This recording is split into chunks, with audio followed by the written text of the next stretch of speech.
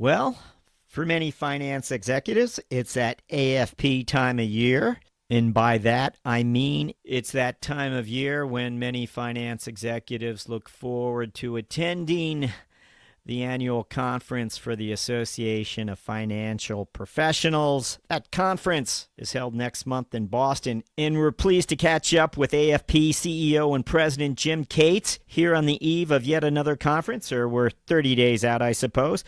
One of the top-of-mind topics for this year's attendees, as well as CFOs everywhere, is, of course, digital readiness. Jim, we're going to chat with you a little today about that, but first, welcome.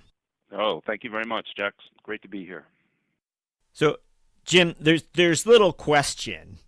Digital readiness remains top of mind for finance leaders. But I think there's always this mistake that we make that we think of this as a trending topic, whereas this is just an enormous undertaking, and it presents challenges regularly to finance leaders who aren't addressing some of the problems or some of the issues. Am I right about that? That there are some real challenges here.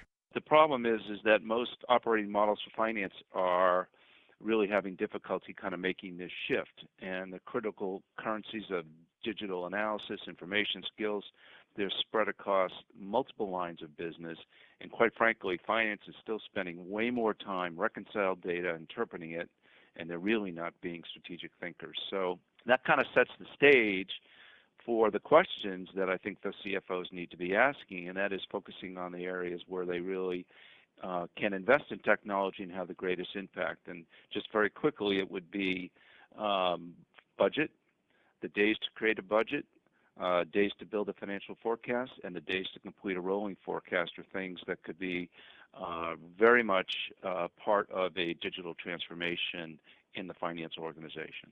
I'm wondering if there's perhaps a report card that you might have for us, how you think these finance organizations are doing overall, or do you have some sense of the progress that finance organizations are making along the transformation path?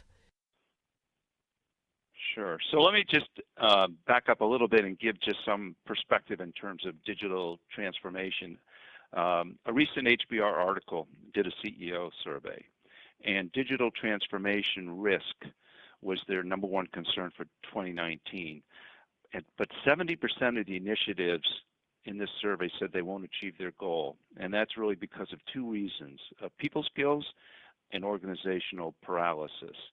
And as CFOs think about how what they should be asking about, I would say there are four things when you think about digitization and the impact and it having a realistic goal for the finance function.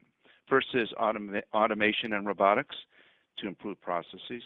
Second would be digital visualization to give end users real-time financial information. Third would be advanced analytics for finance to accelerate decision support, and we can talk about that a little more. And then advanced analytics for business to uncover hidden shareholder value and growth opportunities. Because ultimately, the role of finance is to drive profitable growth in organizations. Now, earlier you emphasized how finance leaders who are having an impact in the digital realm are really perhaps focused on the days to complete a budget, the days to complete a forecast, the days to complete a rolling forecast. Yeah, in fact, what I was taking is that data or those topics are from an AFP FP&A benchmarking survey, and if these companies invest in technology, the numbers are dramatic in terms of the time spent. So just to give you a framework, we look at technology investment as a percentage of budget, 10% and 49% and 50% plus. So a lot of this first question I think finance needs to ask themselves is how much of their budget are they actually going to dedicate to investing in the technology? And I know that they're hesitant to do that. However, the results can be dramatic. So for someone who invests, say, 10% of their investment, technology investment as part of their budget, days spent manipulating the budget, 384. If you spent 49% of your budget on technology, 62. So it's dramatic that just in terms of the time spent creating a budget. I speak to so many audiences when I say you're spending 6 to 8 months of your time just creating a budget, no time to be acting as a strategic partner to the businesses, and everyone just shakes their head and says that's exactly right. So this is, I think, the real challenge for finance.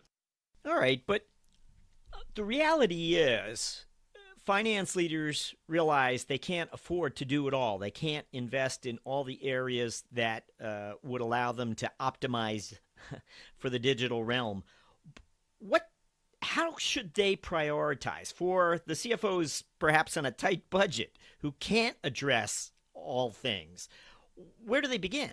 Well, that's very hard for me to characterize or to just say that this is what every CFO should think about. But I think that if you think about the time it takes to build a budget, the time it takes to build a financial forecast, and the days to complete a rolling forecast are certainly things that finance has to focus on. So the technology that I've talked about and the information and the technology solutions, to the extent that those can reduce the amount of time their teams are spending, that's going to free up finance to be significantly more strategic. So, and the other thing that I think that finance has to think about, though, maybe most importantly, and you might expect this from me, but do they have the right skills and talent on their team to even get to this next level? Do they have the right skills and talent on their team to leverage the technology and the information that they can provide them? And that's where kind of the role that AFP has played, because I would say they don't have the right skills and the right talent development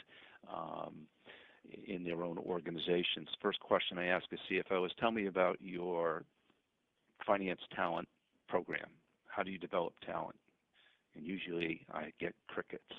There's no formal plan in the CFO function to really begin to tackle the skills development in order to actually leverage the technology. Don't have the right people, you can have the best technology in the world. You're not going to be able to take advantage of what that technology can do. Okay. It's I thought you were going to touch on people. I know you mentioned it up front, how it's really managing people and finding the right people to add to their teams that could be the biggest obstacle here. Not necessarily technology expertise or people who are technology savvy. It has to be people open to change, open to adopting new approaches. Yes, I think it's also a combination of having the technical skills and then having kind of those right brain skills as well, which can be taught. But those right brain skills are really critical. Daniel Pink, in a book he wrote called The Whole New Mind, he talks about the conceptual age, and the world's going to belong to those people who can be creators, who can recognize patterns and opportunities, those right brain skills. But if you think about finance, recognizing patterns, looking for those opportunities are really going to be crucial. And then, can you have the ability to tell a story around the numbers?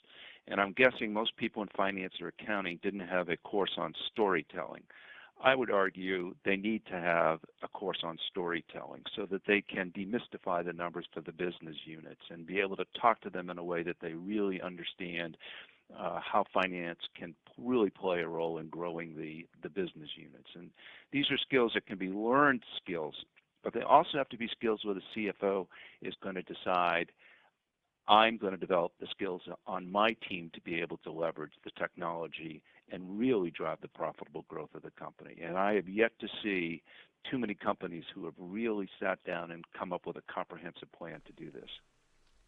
Let's touch on just developing people. It seems something that you're perhaps passionate about, and AFP certainly is. But what would you, if a CFO, and again, you said you heard crickets very often when CFOs are asked what is their people development plan or strategy. Yep. Where do CFOs begin? Is there sort of some initial steps that CFOs can put in place to head in that direction, even if they didn't want to, take a big bite? If they wanted to just begin saying we have to develop our people differently, where do they begin? Well, I think the first thing is to identify, which we talked about a little bit earlier. Okay, what's the one or two areas I want to focus on, maybe in part of a small part. You can't take on, especially if you're coming from a large multi-billion-dollar company or even $100 million company. You can't say we're going to transform finance in a year. But I think you have to have a starting point. You have to pick a couple of areas where you really think you can have some significant impact, and then begin to do an assessment of the skill development on their teams. Look, if you're in sales and marketing, if you're in customer development, there's all sorts of tools to determine, do my employees really have the right skill sets? AFP has those tools for finance and corporate treasury to really begin to do that analysis to say, does my team have the requisite skills to really leverage the technology and begin to transform the finance organizations? We have 2 certifications, one in treasury, one in corporate financial planning and analysis. And then we actually have these tools where they can start to do that analysis. But you have to start someplace, and it's maybe not looking at your total finance team, but try to determine who are your high potentials. Do they really have the skills necessary to drive this finance transformation, and pick an area and do something small and be successful and move from there. But it takes a concerted effort. It takes a plan, and it just can't be a scattershot approach to the skills development. That will end up spending money that will be just not well spent. Let's put it that way. You have to have a plan over the long term to develop your team. And I really believe finance is lagging in this area.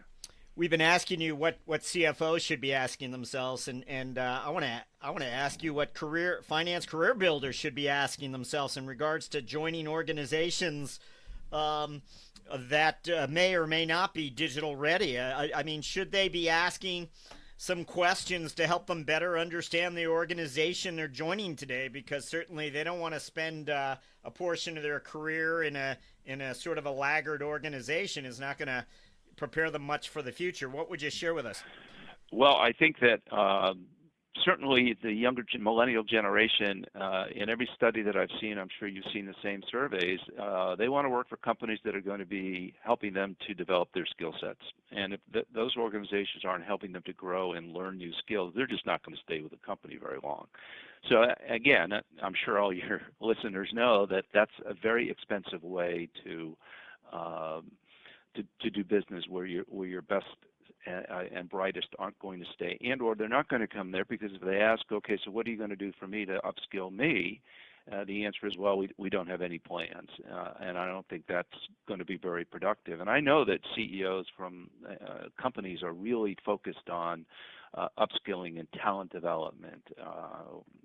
Amazon is dedicating hundreds of millions of dollars to continuous learning, and I think that is going to be a